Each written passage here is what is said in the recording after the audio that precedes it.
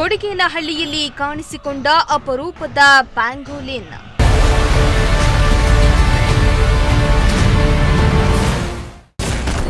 ಅಪರೂಪದ ಪ್ಯಾಂಗೋಲಿನ್ ಕಂಡು ಸಾಯಿಸಿದ ಗ್ರಾಮಸ್ಥರು.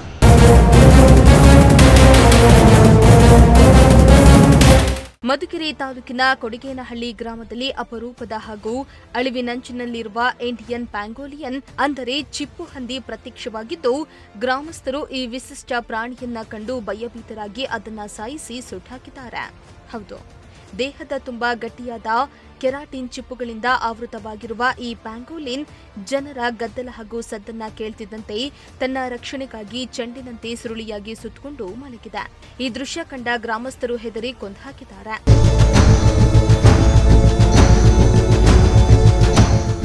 ಇನ್ನು ಸಾಮಾನ್ಯವಾಗಿ ಕರ್ನಾಟಕ, ಆಂಧ್ರಪ್ರದೇಶ, ತಮಿಳುನಾಡು ಹಾಗೂ ಗೋವಾ ಗಡಿ ಭಾಗಗಳ ಅರಣ್ಯ ಪ್ರದೇಶಗಳಲ್ಲಿ, ಜೊತೆಗೆ ಚಿತ್ರದುರ್ಗ, ದಾವಣಗೆರೆ, ಬಳ್ಳಾರಿ, ಚಾಮರಾಜನಗರ ಹಾಗೂ ಬೆಳಗಾವಿ ಜಿಲ್ಲೆಗಳಲ್ಲಿ ಈ ಪ್ಯಾಂಗೋಲಿಯನ್ ಕಂಡುಬರುತ್ತವೆ.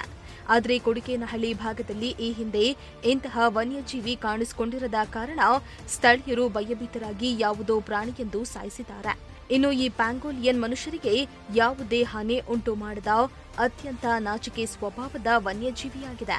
ಆದರೆ ಅರಿವಿನ ಕೊರತೆಯಿಂದ ಕೆಲವರು ಇದನ್ನ ಅಪಾಯಕಾರಿ ಪ್ರಾಣಿ ಎಂದು ಭಾವಿಸಿ ಕಿರುಕುಳ ನೀಡೋದು ಅಥವಾ ಕೊಲ್ಲುವಂತಹ ಘಟನೆಗಳು ನಡೀತಾವೆ. ವನ್ಯಪ್ರಾಣಿ ಅಂತ ಕಾಣಂತವನ್ನ ದಯವಿಟ್ಟು ನಮ್ಮ ಅರಣ್ಯ ಇಲಾಖೆಗೆ ತಿಳಿಸಿ. 1926 ಹೆಲ್ಪ್ ಲೈನ್ ನಂಬರು, ಆ ನಂಬರಿಗೆ ಫೋನ್ ಮಾಡಿದ್ರೆ ಬೆಂಗಳೂರಿಗೆ ಹೋಗುತ್ತೆ. ಬೆಂಗಳೂರಿಂದ ಸಂಬಂಧಪಟ್ಟ ಏರಿಯಾಗೆ ಬರುತ್ತೆ. ಏರಿಯಾಗೆ ಬಂದವರು ನನಗೆ ಇನ್ಫಾರ್ಮ್ ಮಾಡ್ತಾರೆ. ಆ ಏರಿಯಾದವ್ರು ಬಂದು ಅದನ್ನು ಸಂರಕ್ಷಿಸಿ ಹಿಡ್ಕೊಂಡು ಅದನ್ನು ಸುರಕ್ಷಿತವಾಗಿ ಗಾಡಿಗೆ ಬಿಡ್ತಾರೆ. ಯಾವುದೇ ಪ್ರಾಣಿಯನ್ನು ಹೊಡೆದುಕೊಳ್ಳೋದು ಅಪರಾಧ ವನ್ಯಜೀವಿ ಪ್ರಕಾರ. ಇದು ಶೆಡ್ಯೂಲ್ 1 ಕ್ಯಾಸ್ಟಲ್ಲಿ ಬರುತ್ತೆ.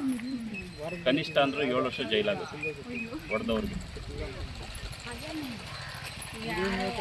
ಸೊ ಅದಕ್ಕೋಸ್ಕರ ಯಾವುದೇ ಪ್ರಾಣಿ ಕಾಣಲಿ, ಒಂದು ಹಾವು ಕಾಣಲಿ, ನಮ್ಗೆ ಕಾಲ್ ಮಾಡಿದ್ರೆ ನಾವು ಅದನ್ನು ಸುರಕ್ಷಿತವಾಗಿ ಹಿಡ್ಕೊಂಡು ಯಾರಿಗೂ ಅದಕ್ಕೂ ತೊಂದರೆ ಆಗ್ದಂಗೆ, ಅದರಿಂದ ನಿಮಗೂ ತೊಂದರೆ ಆಗ್ದಂಗೆ ಅದನ್ನು ಹಿಡ್ಕೊಂಡು ಸುರಕ್ಷಿತವಾಗಿ ಗಾಡಿಗೆ ಬಿಡ್ತೀವಿ.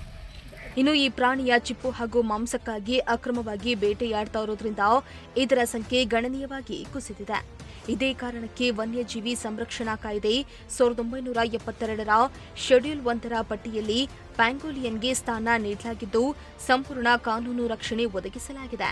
ಈ ಅಪರೂಪದ ಪ್ಯಾಂಗೋಲಿಯನ್ ಕಂಡುಬಂದರೆ ಅದನ್ನ ಹಿಡಿಯಲು ಅಥವಾ ಕಿರುಕುಳ ನೀಡಲು ಯತ್ನಿಸದೆ ತಕ್ಷಣ ಅರಣ್ಯ ಇಲಾಖೆಗೆ ಮಾಹಿತಿಯನ್ನ ನೀಡುವಂತೆ ಅಧಿಕಾರಿಗಳು ಸಾರ್ವಜನಿಕರಲ್ಲಿ ಮನವಿಯನ್ನ ಮಾಡಿದ್ದಾರೆ.